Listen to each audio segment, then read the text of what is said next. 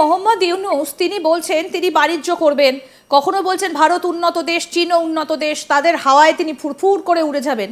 আবার এইভাবে mortar shell নিয়ে চিকেন স্নেককে দিকে তেড়ে দেওয়া, মানে দ্বিচারিতা কেন? মুখে যেটা বলছেন কাজে করছেন অন্যটা। একদিকে সেভেন সিস্টার্সের সঙ্গে বাণিজ্যের কথা বলছেন, অন্যদিকে আবার অন্যরকম কাজ করছেন। দ্বিচারিতাটা উনার একটা অভ্যাসের মধ্যে পড়ে, স্বভাবের মধ্যে পড়ে। আমি আপনাকে আরেকটা উদাহরণ দিয়ে বললে আপনি ভালো করে বুঝবেন। আপনার একটা না দুটো উদাহরণ আপনাকে দেই, তাহলে বুঝবেন। প্রথম উদাহরণটা হচ্ছে এমন, সে এসেই বলল যে আমি প্রেস যাতে স্বাধীনভাবে কথা বলতে পারে সেটার তিনি ব্যবস্থা করবেন। এই প্রেস স্বাধীনভাবে ব্যবস্থা করার প্রথম ব্যাপারটা কি হলো, প্রেস শুধু না, তিনি বলেছেন মানুষ যাতে স্বাধীনভাবে কথা বলতে পারে, বাক স্বাধীনতাতে তিনি বিশ্বাস করেন। এরপরে আপনার উর্মি নামে একজন সরকারি কর্মকর্তা, তিনি একটা প্রতিবাদ করেছিলেন ইউনূসের একটা সিদ্ধান্তের, তার চাকরিটা চলে গেল। সাধারণ মানুষ যারা আপনার ইউনূসের এই পুরো অবৈধ দখলদার বাহিনীর হত্যা, লুটপাট, এই আপনার এই অগ্নিবাণ সমস্ত কিছু নিয়ে, বাড়িঘরে আগুন লাগানো, মানুষকে হত্যা, মারা, সহিংসতা, এগুলো নিয়ে যখন প্রশ্ন করলো, তখন একের পর এক সাংবাদিকদেরকে গ্রেফতার করা হলো। সবচেয়ে ভয়ঙ্কর ব্যাপার হলো সাংবাদিকদের অ্যাক্রিডিটেশন কার্ডও বাতিল করা হলো। তাহলে তিনি এক মুখে বলছেন বাক স্বাধীনতা, অন্যদিকে গ্রেফতার করছে। এক নাম্বার তার দ্বিচারিতার উদাহরণ। দুই নাম্বার দ্বিচারিতার উদাহরণটা কি, আমরা এই প্রোগ্রামে করেছি মনে আছে আপনার সাথে, যে ট্যাক্স দিতে মানুষকে বলছে, কিন্তু নিজেই আবার তার ট্যাক্স সমস্ত কিছু মকুব করে নিয়েছে। তো একদিকে ভারতের সাথে শান্তির কথা বলছে, একদিকে ভারতকে বড় রাষ্ট্র বলছে, চায়নার সাথে কথা বলছে, আবার অন্যদিকে ভারতের ভূমিতে গিয়ে আপনার মর্টার শেল রেখে আসছে, ভারতের ভূমিতে আপনার ড্রোন পাঠাচ্ছে। তাহলে এই যে একই মুখে, গতকালকেও আমরা বেশ কিছু মানুষ আলোচনা করছিলাম যে এই লোকটাকে আপনি মানে আপনার একদম প্রথম দেখাতে আপনার মনে হবে যে কি সরল সোজা, কিছুই জানে না। কিন্তু আমার আন্ডারস্ট্যান্ডিং, বিকজ আমি তো অনেকগুলো ডকুমেন্ট সহ তাকে জানি, সাধারণ মানুষ তাকে জানে হচ্ছে যে তিনি প্রফেসর ছিলেন, তিনি শান্তি পুরস্কার পেয়েছেন, কিন্তু আমি তো তার চরিত্রটা পুরোপুরি জানি। আমার কাছে তো ডকুমেন্ট সহ আছে যে একটা নিখাত চোর কিভাবে ট্যাক্স চুরি করতে হয়, কিভাবে একের পর এক কোম্পানি খুলে টাকা পয়সাগুলো মারতে হয়, কিভাবে আপনার ওভার প্রাইসিং করতে হয়, সমস্ত তথ্য তো আমার কাছে। ফলে এই লোকটি এই মর্টার শেলের পুরো ব্যাপারটি জাস্ট শুরু হলো। আমি নিশ্চিত যে ভারতকে অশান্ত করবার জন্য, ভারতের বিরুদ্ধে আরো কাজ করবার জন্য অনেকগুলো প্রক্রিয়া হবে, এবং এরা এটাই করবে, কারণ এরা তো প্রকাশ্যে এই ধমকগুলো, হুমকিগুলো দিয়ে যাচ্ছে। সুতরাং আপনি যে দ্বিচারিতার কথা বলছেন, একটা মানুষ তার অভ্যাস, সে তো কখনো আসলে এটা চেঞ্জ করতে পারে না, তাই না? এটা যার হয় না ৯, তার হয় না ৯০-এ। আপনার অনেক অভিমান জমে আছে আপনার বাংলাদেশ, আপনার দেশ, আপনার জন্মভূমির প্রতি, সেটা আপনার কথায় দেখুন বোঝা যায়। দেখুন, আমি আপনাকে একটা কথা বলি, এই প্রোগ্রামেই খুব সম্ভবত আমি কয়েকদিন আগে বলেছিলাম যে এই বাংলাদেশের মানুষকে নিয়ে বলেছিলাম তারা যেই পাতে খায় সেই পাতেই হাগে। ধানমন্ডির ঘটনার পর আপনি বলেছিলেন, ৩২ নম্বর ধানমন্ডির ভাঙচুরের ঘটনার পর আমি আপনাকে এটার একটু ক্ল্যারিফিকেশন দেই, তাহলে আপনি বুঝবেন। যেদিন আপনাকে আমি এগুলো বলেছিলাম, আপনি যখন কথা বলছিলাম, তখনও ৩২-এ বুলডোজার ঠক ঠক ঠক ঠক করে ৩২ ভাঙছিল।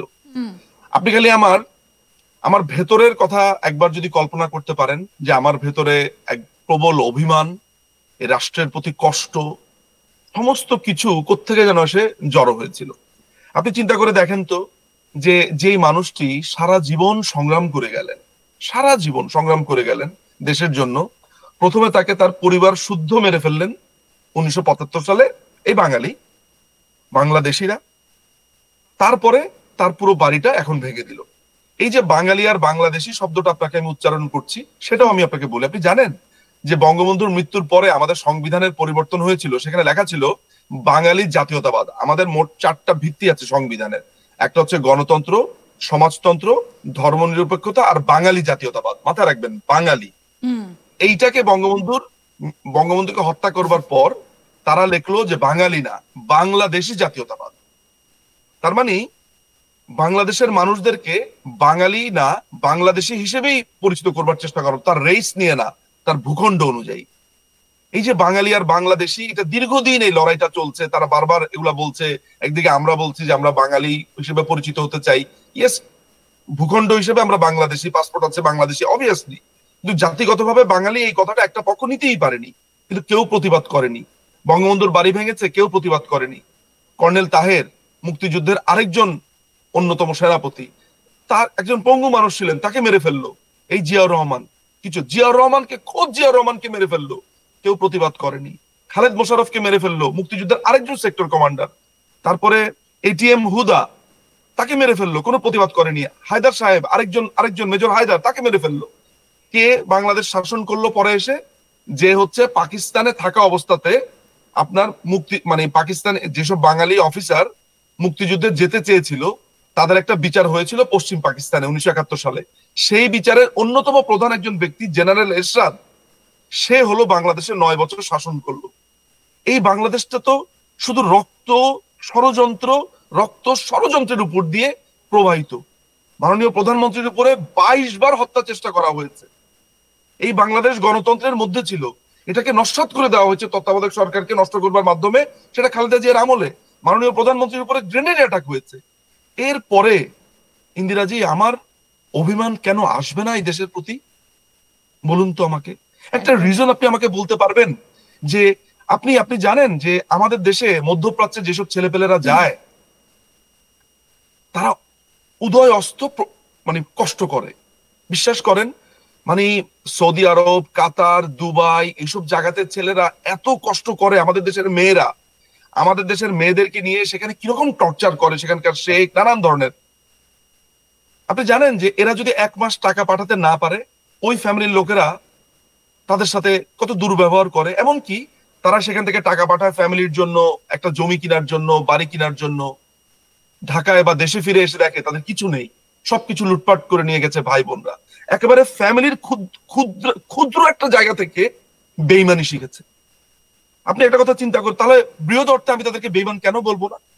আমাকে অনেকেই বলে যে না, তারপরেও দেশ নিয়ে কথা বলার সময় একটু চিন্তা করতে হয়। দেখেন, আমি যদি আজীবন বলে মাথা ফাটাই যে এই দেশ আমার না, আপনার মনে আছে নরেন্দ্রনাথ চক্রবর্তী তো সম্ভবত বলে গেছিল, এই মৃত্যু উপত্যকা আমার দেশ নয়। সুনীল গঙ্গোপাধ্যায়ের লেখা কবিতা, সুনীল গঙ্গোপাধ্যায়, এই মৃত্যু উপত্যকা আমার দেশ না। নরেন্দ্র চক্রবর্তী খুব সম্ভবত, সুনীলের হবে না। যাই হোক, সোজা কথা হচ্ছে কবিতাটা তো এমন যে এই মৃত্যু উপত্যকা আমার দেশ নয়, তাই না? তো আমরা তো একটা দীর্ঘ সময় রক্ত স্রোত দেখেছি। আমি অনেক অভিমান থেকে, অনেক কষ্ট থেকে এই কথাগুলো সেদিন বলেছিলাম। আর এই ক্লিপটা ব্যবহার করে আমাকে দেখানো হচ্ছে, দেখেন উনি বাংলাদেশি না, দেখেন উনি কত খারাপ। সো যারা অভিমান বোঝে না, যারা ভেতরের এই কষ্ট বোঝে না, আপনার সাথে যখন আমি কথা বলছিলাম ওই দিন, সেই দিন বুলডোজার দিয়ে তখনও ভাঙছে 32।